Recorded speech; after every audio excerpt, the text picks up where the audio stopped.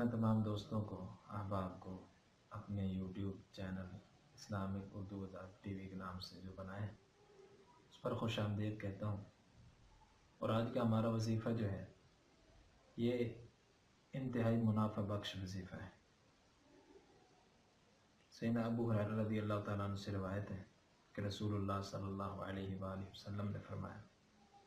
کہ اللہ تعالیٰ نے فرمایا یا ابن آدم انفق علیک، اے ابن آدم، اے آدم کے بیٹے، تو خرچ کر، تو صدقہ کر، میں تجھے عطا کروں گا، میں تجھ پہ خرچ کروں گا، تجھے دوں گا۔ اب اللہ تعالیٰ نے اگر ہم نے اللہ کے راستے میں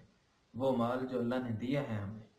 اگر مثلاً ہمارے پاس 100 روپے ہیں، اس میں سے 10 روزانہ کے اللہ کے راستے میں خرچ کر دیں تو یقیناً ایک دن میں اگر ہم نے 10 خرچ کیے تو ہم سمجھتے ہیں کہ 90 روپے بچ گئے، جبکہ یہ 90 نہیں بچے۔ وہ جو 10 خرچ کیے ہیں اس کے مقابلے میں کل ہمیں اگر 10 لاکھ اللہ دے دے